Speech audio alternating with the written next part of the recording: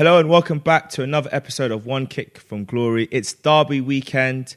Got a lot to talk about. It's also FIFA 23 launch week, and we're going to share some thoughts about that as well. I'm joined, as always, by Matthew on my right, and I've got Craig here on my left as well. You know, my name's Clive, in case you didn't know, and we're excited about the games coming up this weekend. We've got the North London Derby, Arsenal Spurs. We've also got the Manchester Derby, which might be a walk in the park, might not, depending on who you support. And we also have the little tricky fixture, Chelsea up to Palace. But before we get into all of that, like I said before, it's FIFA 23 launch weekend. Last week, me and my brother, we were at the Emirates for the North London Derby, the women's edition. Arsenal played Tottenham. And as the famous song goes, and I think it's very appropriate, and I'll say it very nicely, Tottenham get battered everywhere they go. Even in their home. But to just elaborate on that, I guess just to start off with, Matthew, obviously, like I said before, FIFA 23 is out this weekend. They made a massive deal of bringing the Women's Super League into the game for the first ever time and the last ever time, and I'll expand on that in a bit. And of course, they've also added in the French Women's League as well, which is really cool. What impact do you think that's going to have now going forward? Well, it's always been the discussion around women's football is the exposure, is the lack or the lack thereof that has been there for so many years. We all know that the women's game is good and got good potential to kind of rise up to possibly get to where the men's level is, even though it's going to take possibly a good few decades to reach that kind of standard. But you got to start from somewhere. It's not going to happen overnight. It's going to take all that kind of hard work. We've seen progress alone this year with the Euros. More people are watching more women's football. I mean, the game you went to, they played it at the Emirates. Now, correct me if I'm wrong. I don't know if it's happened there before, but to have the women's game, the North London Derby, at the Emirates is a big deal. A big, big deal. Also, you know what I thought? I'd caught up another women's football. So I watched the Chelsea game that was played at their kind of standard stadium in Kings Meadow, but the Merseyside Derby was played at Anfield. It was played at Anfield. Again, another big, serious deal. So women's football is finally getting the exposure and the viewing time it well and truly deserves. You look on TV now, it's everywhere, plugging it away, because that's what they should have been doing in the first place. So, and now finally, it's going to be, if for FIFA, you don't have to wait for the TV shows or the matches. You can have it right there in your hand. You can go was it French and English? The women WSL and the French one. You can go pick from either one of those. Obviously, there's more leagues like Germany and Spain, but having those two alone is a start. Yeah, big start. So credit where credit's due. Finally getting the exposure and credit it deserves. No, of course, and like you said, they have had other games at the main stadiums before. In fact, the women's team have played at Emirates before. But I think there's just a change in sentiment in the fact that we're having more of these games, these high-profile games, taking place in the main stadiums for the teams. I guess for you, Craig, let's just go back to that game, North London Derby, Arsenal Spurs. Going to a derby game is always a momentous occasion. So let's talk through the day. What were some of your thoughts like going into the game, and how did you feel when you were there in the stadium? Going to the game, I was excited. I was buzzing. I know that's a women's game, but I really enjoyed it. Like going there, the atmosphere, getting up early, jumping on the train, I wear my Arsenal top, seeing all the Arsenal fans on the train, everyone giving you nods and smiling when they saw you on the train. It was a good energy. Get to the stadium, everyone was happy, singing and dancing and enjoying it. And then when we were in the stadium, the game started, all of us fans were like, when Tottenham players were fouling on players, persistent fouling or arguing with the fans. I've got to jump in right here. There's a player for Tottenham, I can't remember her name. I think it's number 14. Number 14, yeah. Number 14, yeah. You're a bad girl. But not like, you're not a bad girl, like a yard bad girl. You're a bad girl. You need to be set on a naughty step. Dirty player. Carry on. And then it was good to see that the fans were bantering Tottenham fans. Shout out Rebecca, who went to our school, we're bantering her, saying how many goals you conceded today. Sorry, Rebecca, forgive me. It was 4, but still, you made some good saves, to be honest. You made some great saves. You're very good with your feet as well. So I have to say that it could have been a higher scoreline if you didn't make some saves you made. So well done to Arsenal. Unlucky Tottenham, as per usual. North London is always red and always will be red. So, yeah. Standard occasion. But yeah, I think just to go in more detail, I think what's really interesting when you look, when people, there's always these comparisons between the men's game and the women's game. There's always this talk about, like people talk about things like having parity of pay and all this kind of stuff. But putting that all to one side, I think for me, what I really liked is that there's a good standard in the women's game now. It's come on a long way from, you always hear about these fixtures where the under 14s, under 15s play the women's teams and then end up beating them by a high scoreline. And for me, I think that all comes down to a couple of things. I think one of them is about just general speed. I think the speed and intensity of which women games have been played at, it doesn't always match the men's game at times. I think the technical level of some of the men's games is probably a bit higher.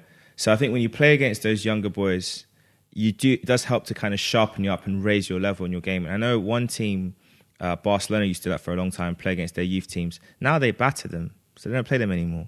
So I think for the English teams, I think Arsenal did play against our under 14s, under 15s, and then they got absolutely beaten.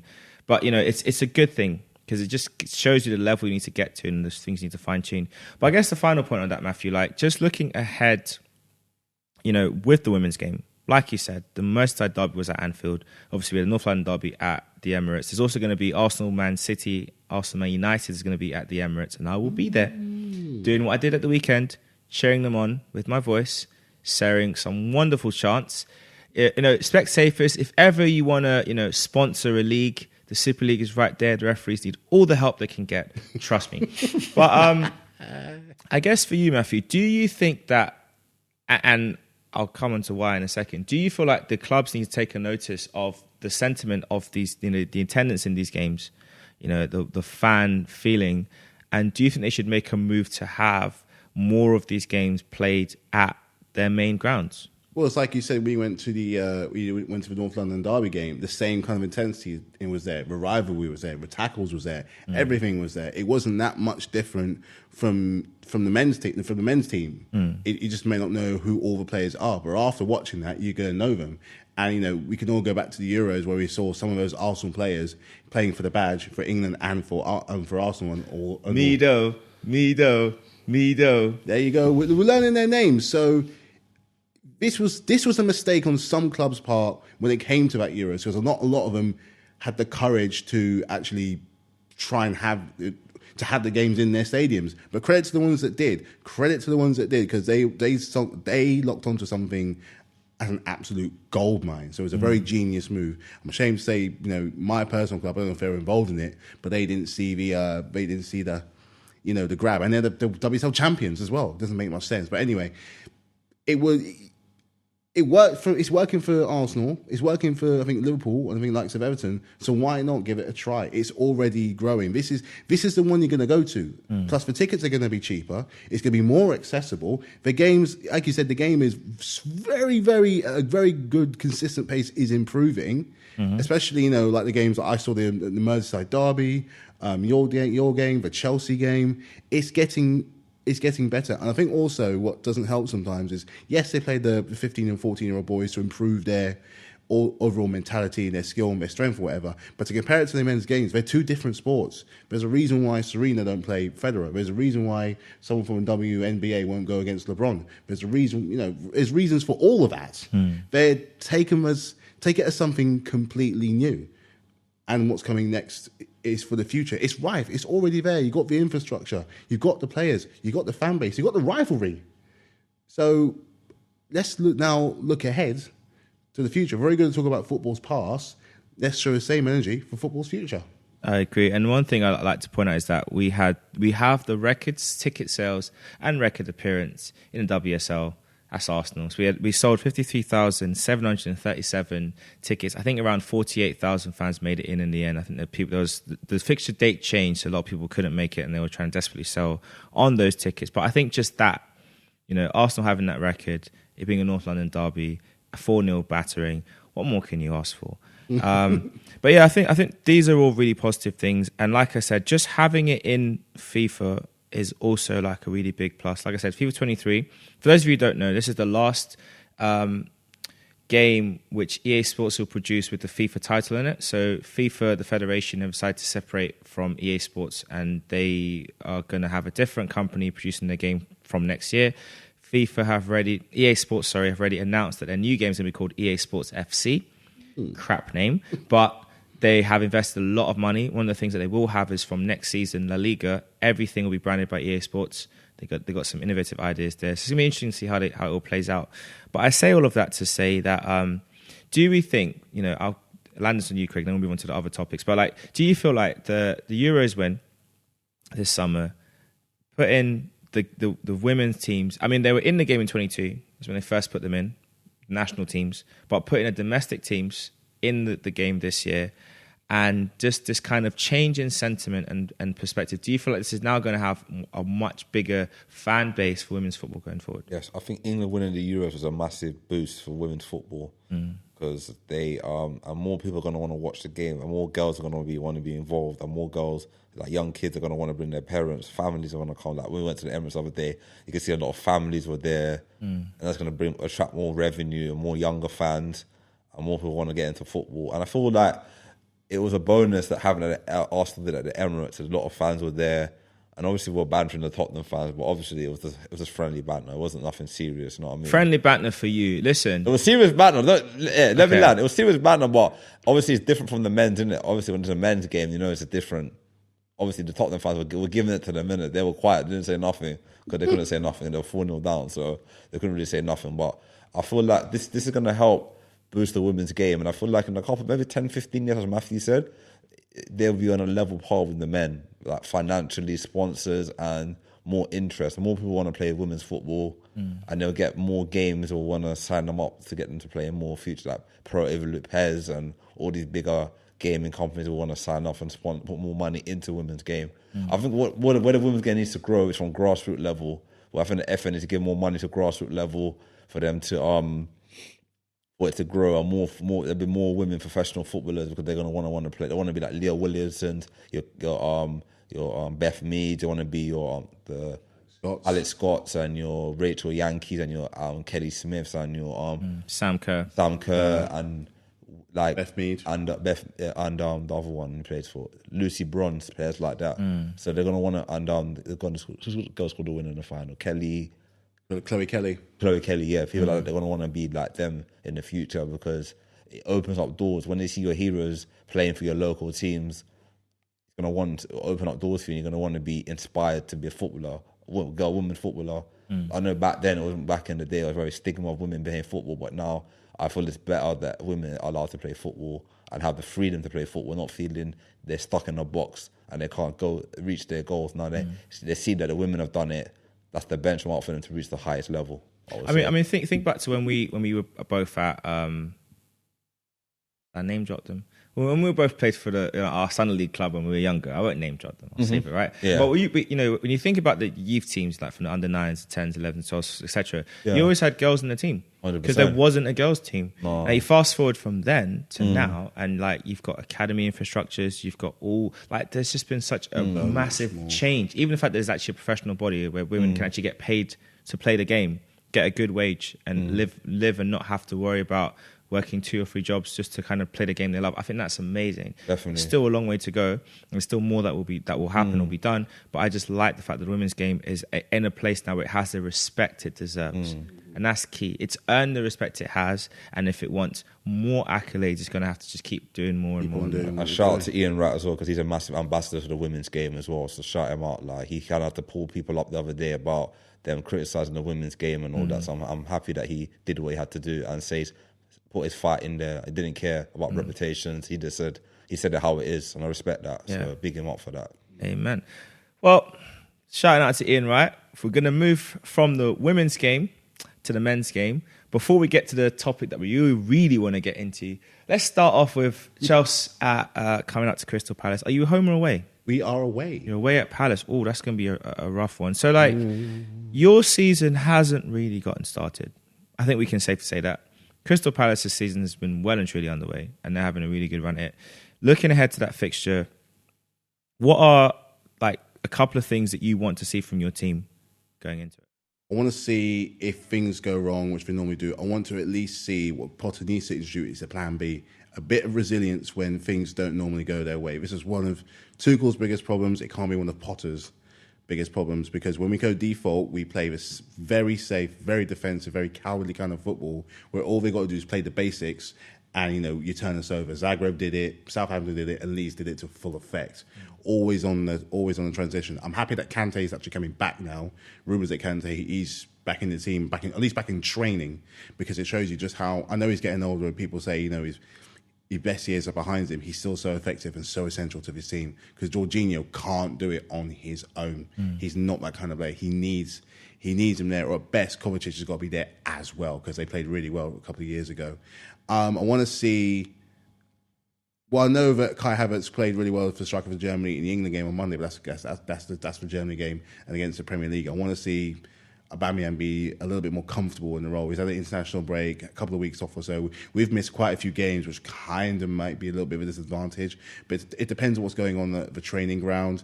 Allow them to kind of maybe rest. Not all of them were playing around at this time, so just to see how those players who got dropped maybe in the last couple of games, how they're going to react to coming back into the fold. It'd be interesting to see who plays in goal. It'd be interesting to see if Mount starts. It'd be interesting to see if Havertz starts, to be brutally honest. I don't know if he will. Sterling's going to start. I think he's been one of our most effective players so far, one of the only ones actually trying to do anything, learning that work ethic from Man City. Koulibaly needs to know that he's in the Premier League, pay a lot of money for him. He needs to know he's in the Premier League. That goal alone is not enough. I'm glad you're scoring them. You've got to stop them.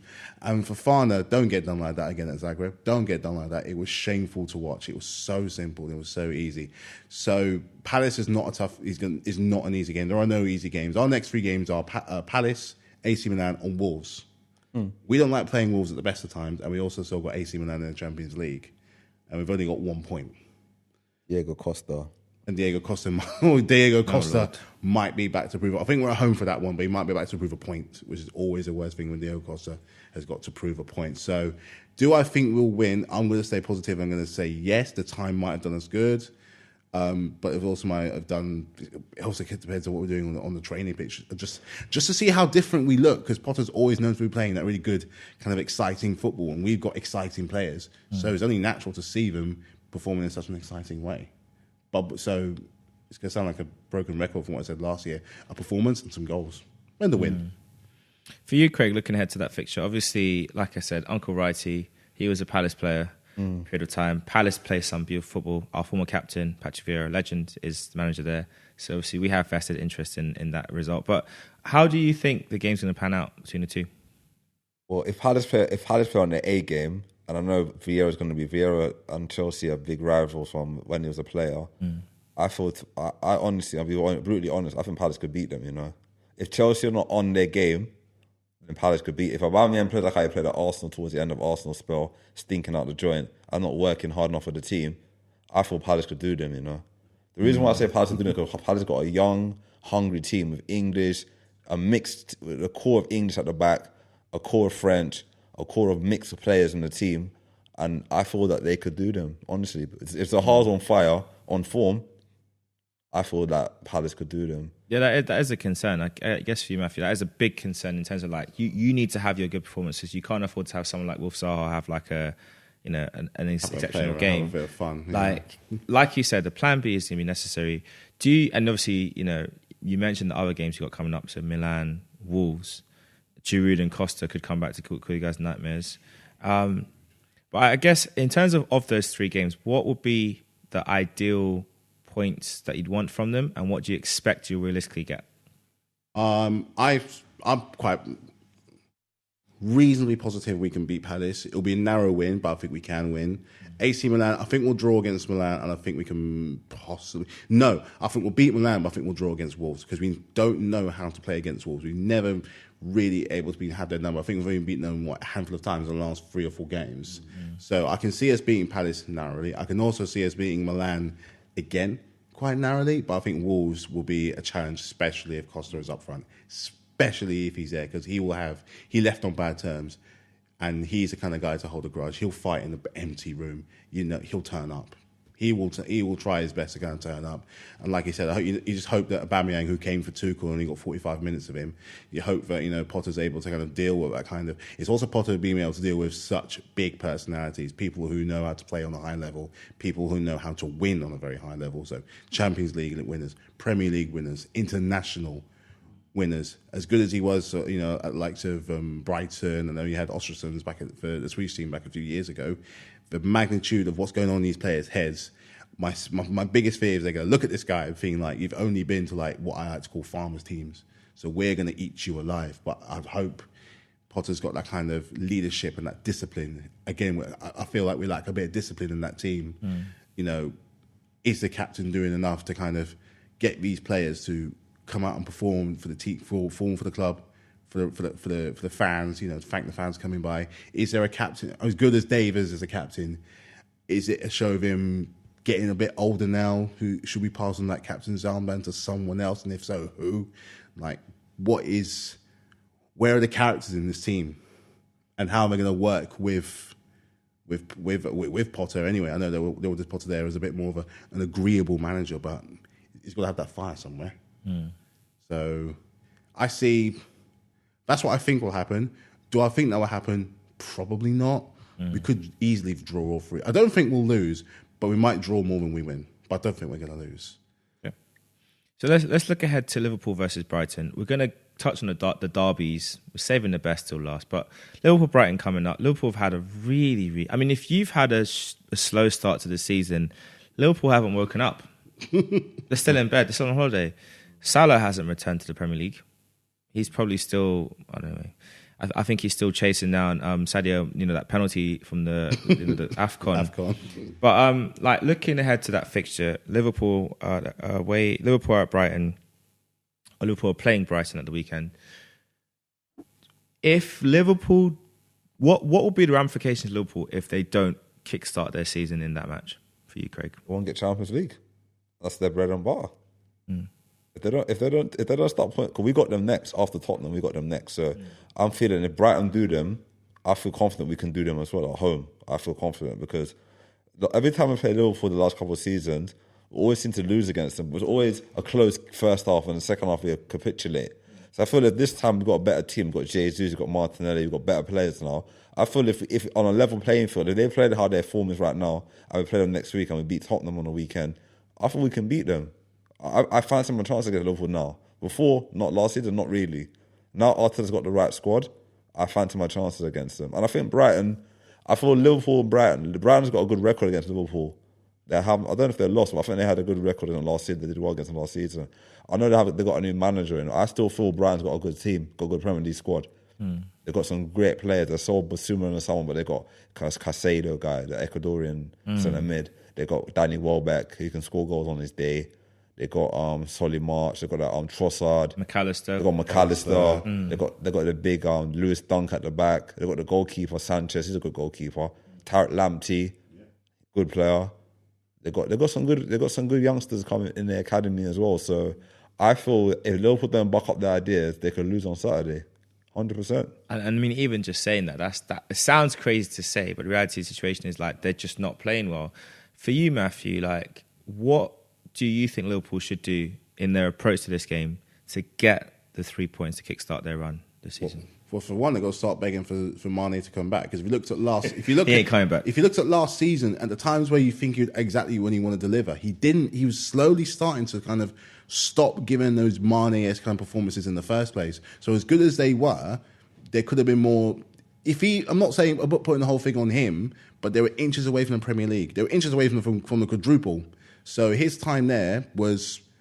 His time at the club was coming to a very slow end, and if any one of those three was going to leave first, it was always going to be him. He's still got much to prove in Bayern, and I think he's kind of doing it right now at the moment. He's back in the Champions League. He's back in the team that's probably certified to win the German League again anyway. So first of all, they've got to stop, begging for him. The second thing is just all that midfield. That midfield is absolutely starving. I know they got their injuries, and they can't really much help with that. But that midfield just needs to be plugged up just a little bit more. And also Núñez. He's got a kick on as well. Haaland is taking the Premier League like it's a joke.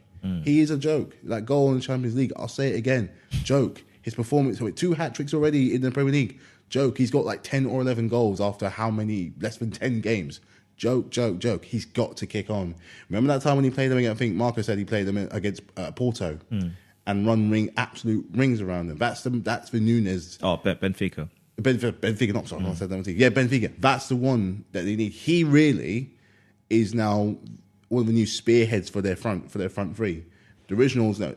Liverpool have always been kind of good recently of chopping and changing that front three, all the way back from when they had like Suarez, Sturridge, and Sterling. They've been good. When they had likes of Coutinho, when they had likes of Firmino, when they had likes of Sane, Mane, sorry. When they had likes of Salah. He's effectively part of a very good front three. Plus, they got likes of Carvalho as well.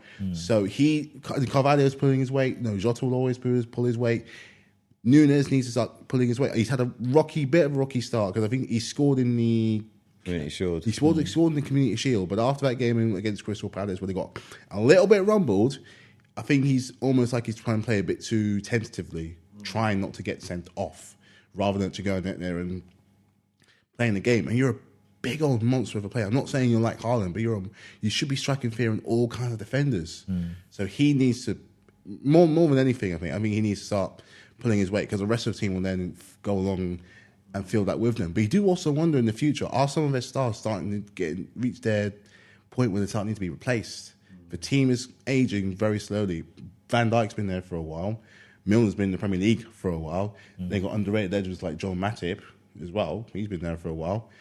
They're going to be playing, if they're not careful, it won't be just be City they're playing catch up with. They'll be playing catch up with other teams like Arsenal, Spurs.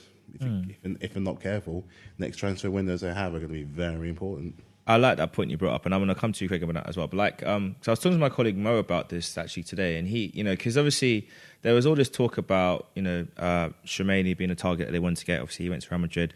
There's all the talk about Jude Bellingham, and my colleague Mo said that he thinks it's the possibilities that Bellingham might end up at Man City, because why not? They would pay the money. Would Liverpool even pay that fee?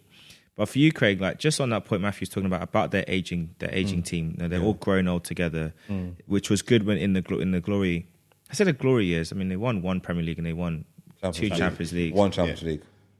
Oh, it was 1, 2019, yeah. 1 Prem, 1 Champ. Oh, we're going to have to talk about Liverpool soon. Anyway, you're going on the lights soon. But there's a lot to talk about there. But what do you think that now there is a serious concern about them refreshing their team? And do you think that they are now going to drop out of being up there with City? Yeah, I think last season was the last season for them when they peaked at the last season. I think they won everything last season. I think they'll be okay this season. I think their confidence is shattered from last season. Losing the title in the last game of the season, losing out on the Champions League final, losing Mane, losing Origi was a big player for them. A lot of people don't talk about Origi, but Origi was a big game player for them. I remember all the big games, Klopp always used to bring him on. I remember the Liverpool game. Remember the 90th minute? Yeah.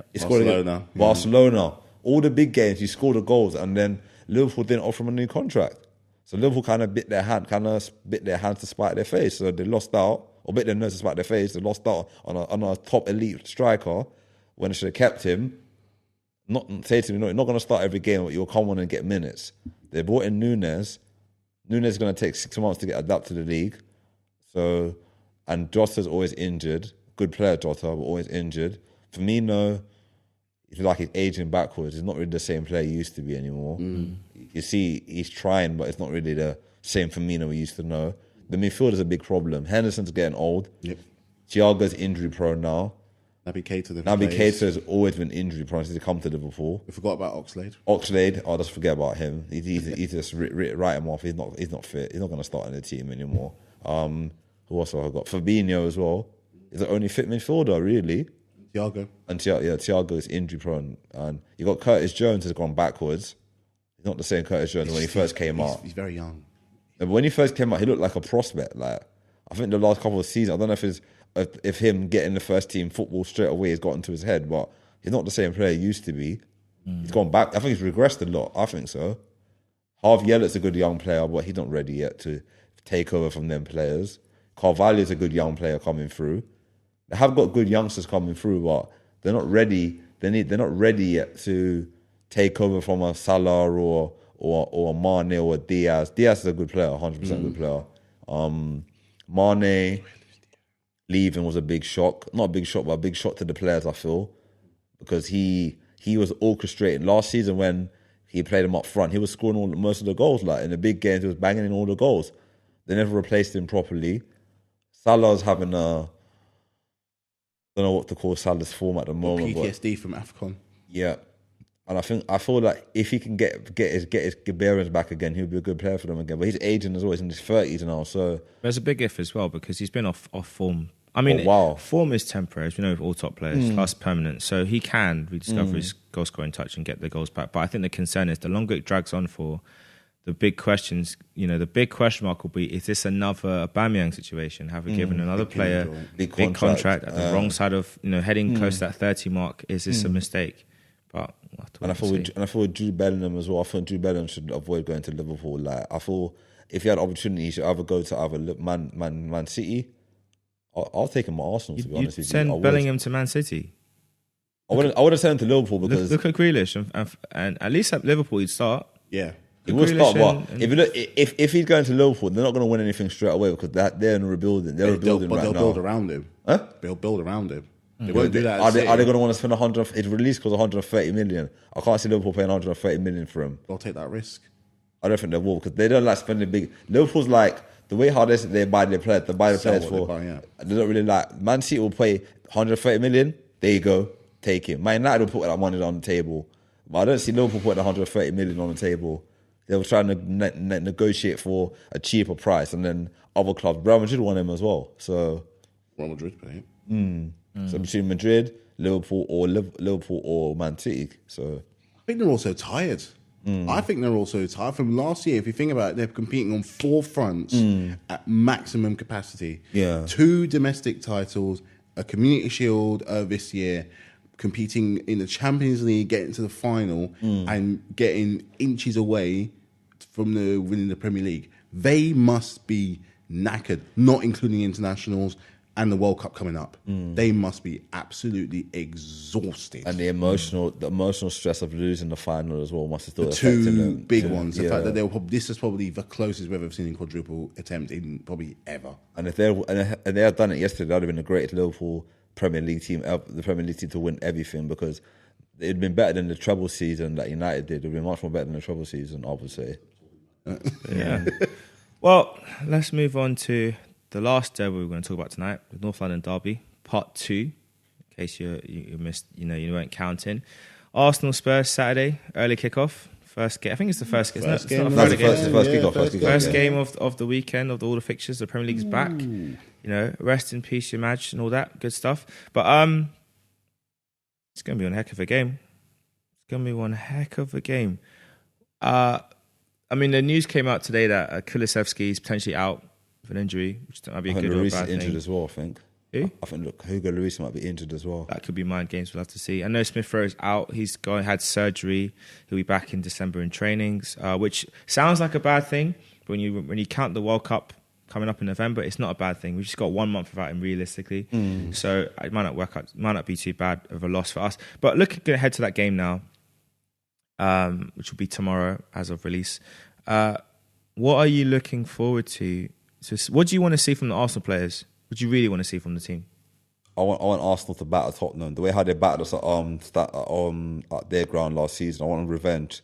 I want them to just go all out attack and just destroy them. All out attack. Not all attack. I want them to go. I want players to score hat tricks. I want that type of battering because the way how we lost to them last season was so. I still did pain from that game at White Hart Lane. The way how we lost to them, how we gave up, and I feel that if we won that game, even if we had to do was draw that game, we would have got top 4. So I feel like we have to show a statement that we're coming for top 4 this season, and we're gonna try and challenge to win a trophy this season. So if we beat our main rivals, who are doing well right now as well themselves, that would be a huge statement, I would say. Yeah, I agree. I think the key thing is the performance we need to have. We need to approach it very maturely, but we also need to start setting pace. Teams need to get that fear of, it's Arsenal. Not, it's Arsenal. We might be able to take points. You ain't taking points off us anymore. Those days are gone. Those days are the Unai Emery days. Those are the BA days. You have BC, you have BA. Before Arteta, those days are gone. But for you, Matthew, I think looking ahead to this game, it's going to be a big game, exciting game. Obviously for you, kind of a draw would probably be what you'd want ideally. But looking at the two teams, what do you think of the two teams, who do you think stronger? And what do you think are the differences that separate them from each other right now? Ooh, good one. Good question. Team that I think is stronger. You mean in terms of player or in terms of performance? Both. I think right now in terms of cohesion and what is expected from what the manager wants his players to do, singing the praises. You can't fault what Arsenal are doing at the moment. It was always said that you're a few signings away from being a team that can properly compete. You've now achieved that, and so far you have been. I know City, setting the pace, but I believe you're still top of it. We're still top. You're still top. You're still top in coming the back end of September. Could still be top of it by the end of the weekend. You are the team. You're now the team to watch. You might not be, setting the pace might still be decided by further future games, but you are now the team to watch. But I must say that Spurs have a half decent team, and if they have, I think they've got more. You've got more of the youthful excitement on your side, but they have the experience on their side. They got more experienced manager. They've got more experienced players. I mean, acquire someone like Perisic at the age that he has. He's played at the highest level for how many different occasions, World Cups and all alike. And you've got experienced players like Kane that's going for that Premier League record. Son came back to life in the Leicester game. I know their performances might have been about so-so, but coming up with a hat-trick in that time is clearly not that easy. One of his goals is an absolute banger, by the way. I can't dispute that in any way, shape or form. Plus, let's go to the man on top, the face that runs the place in Antonio Conte. Wherever he goes, this man leaves a trail of winning. He did it at Chelsea. He did it at Juve. He's probably one of the closest managers to give him a winning feeling at Spurs since basically ever. And he did well at Italy as well. He's leaving a culture behind of winning and passion as well. I can't fault this guy's passion from when he first came to us in that first season at Chelsea. He got after the rock bottom season we had, finishing 10th, he came back and put the life back into the place, got them playing, got them loving the badge. So this game is not very easy to call in any way, shape or form. Do you think that he can change the culture of Tottenham? Because like Giorgio Chiellini said a couple of years ago, this is Tottenham. We know what they are. So do you think Conte is enough to change that? He's got a big job in his hand if he's going to. He's got a big job in his hands if he wants to try and do that. Because you're undoing. It's not so much of the team he's got to be doing that. It's just how Tottenham are perceived, how they are looked upon, and how they take on themselves as a kind of a running joke. It must come to a point where they must accept that we're running joke, we're Tottenham. That something has got to change. And if anyone's going to do that and not simply settle for second best, it's going to be him. Mourinho couldn't do it, but I think Mourinho at the time had passed his best. Conte, I think, has still got 1, 2, maybe 2 years to be at proven at that top level before the likes of your Artetas can come up.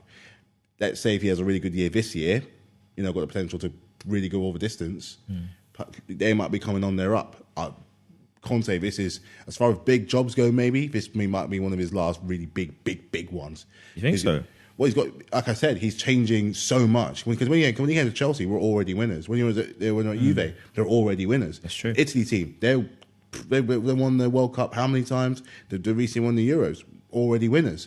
Tottenham, no disrespect, but the winning culture just isn't there. All the disrespect. You are bottle jobs. That is, you are the milkmen. Well, yeah. How many finals have they bottled in years? The Carabao Cup, the Champions League, FA Cup semi-finals, serial FA Cup semi-finals. I think they had 3 in a row. At least when we got beaten at Wembley, we were there twice. We were there. We're already there. He's got to change that culture.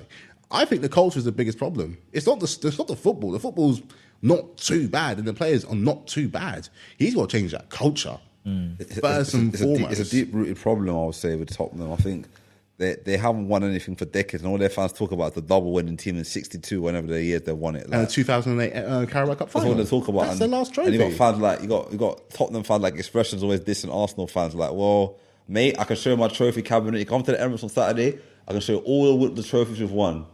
I can come to your stadium, all you're going to show me is an old, dusty trophy. that nobody cares about. A clean They glass got a Carling cabinet. Cup a couple of years ago. Though. They got a Carling Cup from a few years ago. 2008. Yeah, That still 2008. That's the last trophy. That's the last trophy they won. But I'm very happy about that. Long may that continue. But I guess my final question to everyone is obviously, like as you said, Matthew, we're sitting top of the tree. That's Arsenal. Man City are behind us, which even saying it out loud, it just sounds so bizarre. It sounds almost too good to be true, but it is true. Mm-hmm. Better believe it. I'll start with you, Craig, then I'll come across to you, Matthew. Like, obviously, in football, you know, you have your expectations, you know, expected outcomes and that kind of stuff. But every now and again, you get a surprise. Now, for a lot of people, they think that any talk of Arsenal being potential challengers or being in the title race is premature and it's ridiculous. But from your perspective, Craig, do you feel like there is enough there to say that maybe, just maybe, this might be the year when we win for the first time since 2004? I'll be really honest with you. I feel like we could definitely do well this season. I feel like if we beat Tottenham on Saturday and we don't lose against the big games like the Man City, the Liverpools of the world, and we get good results against them, I still we can beat the bottom half of the table easily. It's the top half I'm worried about, like the teams like the Chelsea. Well, Chelsea we beat them last season. I mean, like the Liverpools, the Man Cities, and Man United, those teams. Like even the West Ham or the Everton. Sometimes the bogey team that we play well against and we lose in the last minute. But I honestly feel if we come back after the World Cup, touch wood, no injuries and everyone's back in form after the World Cup, I personally feel we could definitely challenge this season. The reason why I say that because we have the team spirit is so good. Like even if Jesus misses a chance now, it's not like before, like when Lacazette missed a chance and the fans will turn against him. If Jesus misses a chance now, all the players are picking him up. If Lacazette had a chance, the fans would be happy for him. That was the issue last season. And not only that, even when the other day I was watching a Fulham game, me and you were watching a Fulham game at home together. Remember when Gabriel made a mistake for the goal?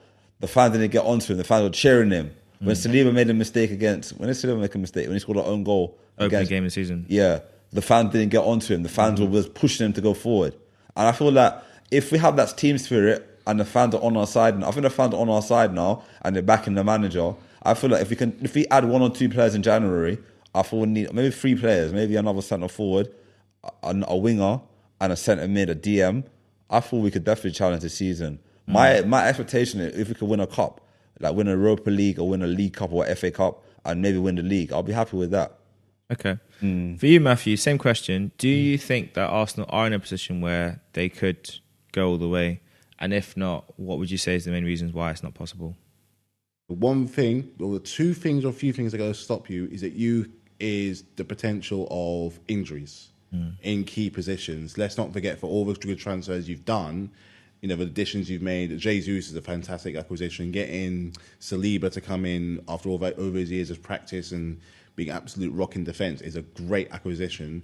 And just even players improving towards the end of the year, like your Nketiahs have improved. Martinelli's also improved. He's found another level, it seems, right at the moment. But your key thing is going to be injuries, especially building, never mind after the World Cup, before the World Cup, because you don't know how coaches are going to approach when they want them to go for international play. You know, it's going to be a big time for a lot of clubs. So if we come back at crisp Boxing Day for 4 days, you know, a lot of that's going to tell for who still has the World Cup blues, because it's a very weird time of the year in the first third of the season. Very bizarre. We'll know injuries, World Cup form will tell so much. If your players are able to kind of stay fit, especially in those key positions, especially there. Is a title challenge realistically? Well, after what Leicester done, I don't see why not. I don't see why you can't go ahead and try and ride on that wave of form. You know, catch other teams kind of napping, like you said. Chelsea are napping, Liverpool are napping. Man United are still not cooking on all cylinders. Good. And City, no, they got a few. The real team you got to worry about right now is City. However, that could change come after the World Cup. Injuries won't just affect you, affect other clubs around us. Don't be surprised if it's another team might have come. I don't know who that team might be. Another team might come up from like the mid or the bottom half of the table and make a push that we're not expecting. But what I think you should be doing, I think your bread and butter is a league. And I think even if you don't go for a title push, that top 4 position is 80% there. I'd go hard for the Europa League. Same. Your favourites, your absolute favourites. Push for it. Push. Go for it. Have that European trophy in the cabinet. And best of all, no dispute. Champions League. You get what you want. I think you're going to have that fear factor more in the Europa League, as just not as much as it is in the Premier League. So I think just go hard on that Europa. 2 birds with one stone. Champions League, European trophy. I agree. I do want a European trophy. I also want us to get in the top 4. I would love us to win the league, and I think it's definitely there for the taking. Obviously, because you can only go by what's happened so far on the top. Obviously, injuries can change a lot.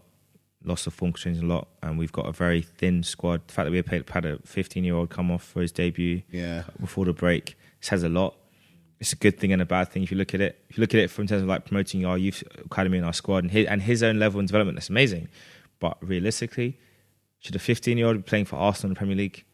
Even if it's for 2 minutes? That is gross negligence from our director of football. But we'll get on to him at another time. Here's a feel-good factor right now. But we'll call it a day there. Thanks, everyone, for listening. And let us know what you think is going to happen in the derbies this weekend. Will Arsenal beat Tottenham? Will Tottenham, do the opposite? I won't say it because I don't want to say it. Will Liverpool, do what they got to do in their game? And will they get their season back on track? Will Chelsea carry on kicking on and beat Palace?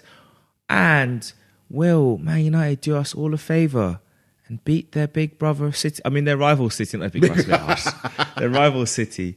But we'll find out. And we'll discuss all of that next week. Thanks for listening. Have a great rest of the day. Peace out. Peace.